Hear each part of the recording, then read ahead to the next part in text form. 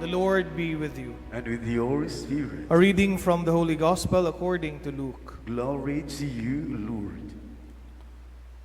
Jesus said to his disciples, "When you see Jerusalem surrounded by armies, know that its desolation is at hand. Then those in Judea must flee to the mountains. Let those within the city escape from it, and let those in the countryside not enter the city. For these days are the time of punishment, when all the scriptures are fulfilled. Woe to pregnant women and nursing mothers in those days, for a terrible calamity will come upon the earth, and a wrathful judgment upon this people.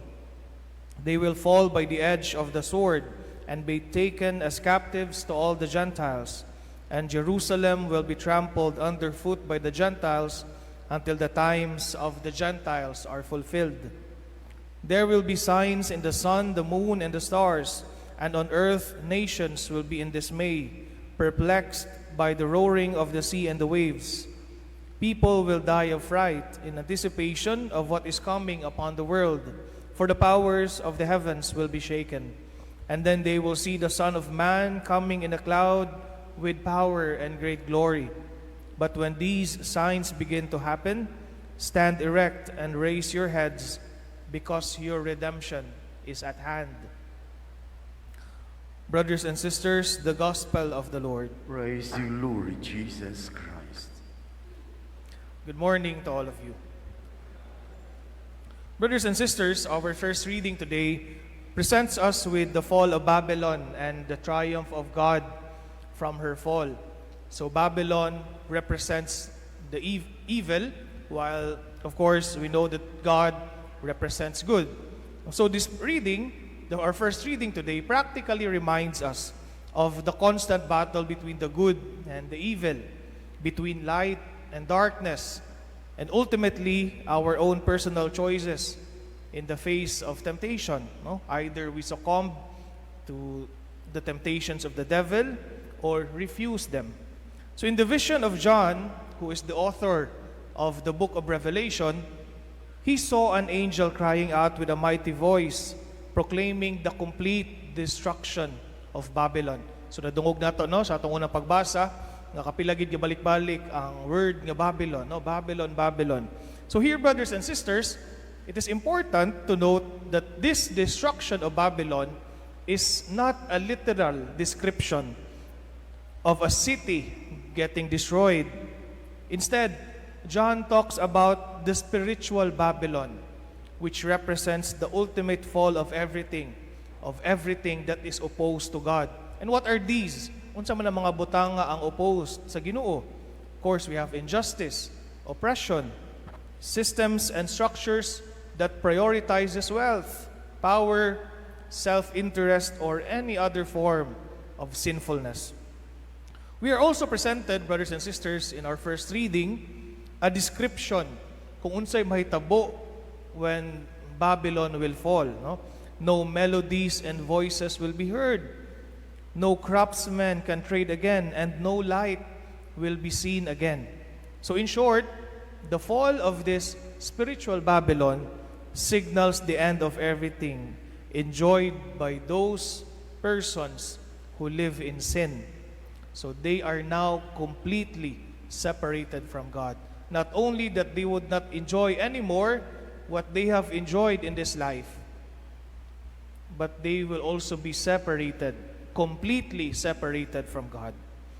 But gladly, our first reading, brothers and sisters, does not end on a sad note.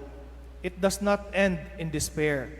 For we can read God's triumphant victory because of this fall of Babylon. That after a long and seemingly victorious reign of sin in the world, God now has the upper hand. Maghari na gid ang Ginoo. And from our first reading today, we read that a loud multitude of voice from heaven is celebrating and is heard singing Alleluia, crying Alleluia from this victory.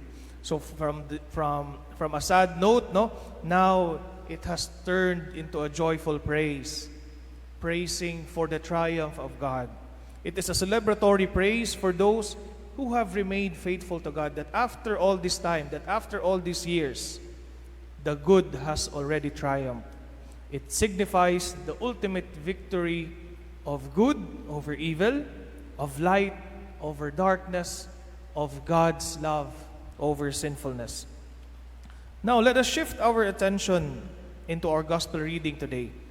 So it actually has similar themes with our first reading. No? Jesus also speaks about a time of great upheaval or disaster, a time of persecution for his followers, just like our gospel yesterday, and ultimately, the glorious coming of God's kingdom. So in the gospel, Jesus begins by foretelling the destruction of Jerusalem. So Jesus is predicting that after his death, Jerusalem will be destroyed. So he does not offer an exact date. Wala ni hatag si Jesus kung unsang adlaw, unsang buwana, unsang tuig kini mahitabo, but emphasizes the signs of when it will happen. So naghatag og mga senyales or mga signs si Christ of when the destruction of Jerusalem will begin. And that is when Jerusalem will be surrounded by armies. So this passage, brothers and sisters, can be considered a metaphor for the trials that the followers of Christ, including all of us, will face. And as the reading continues with the description of the suffering that awaits his followers, Jesus offers a message of hope for all of us, that they will see the Son of Man coming in a cloud with power and great glory. So this coming of the Son of Man, brothers and sisters, brings not only judgment, but also redemption. It also brings the fulfillment of God's promises, and likewise, the establishment of His kingdom on earth.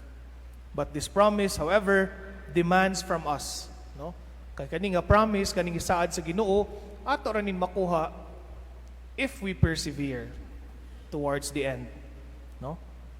This promise of God demands that we also persevere through trials and tribulations. For as we know, our present suffering is only temporary, but the glory of God's kingdom is eternal. And those who would only enjoy God's kingdom are those persons who would persevere until the end. So brothers and sisters, both our readings today challenge us to examine our own lives, especially now that we are nearing the end of the liturgical year, and as we will be beginning a new liturgical year, a new liturgical calendar through the season of Advent. So let us ask ourselves, what are the Babylons in our hearts and in our world today? What are our armies surrounding the Jerusalem of our hearts? The things that threaten our faith and commitment to Christ. So as we continue our celebration today, may we embrace the challenges brought by these Babylons and armies with faith and hope, and may every trial become an opportunity to witness God's providence and love that will ultimately guide us to the victory which belongs to God. Amen.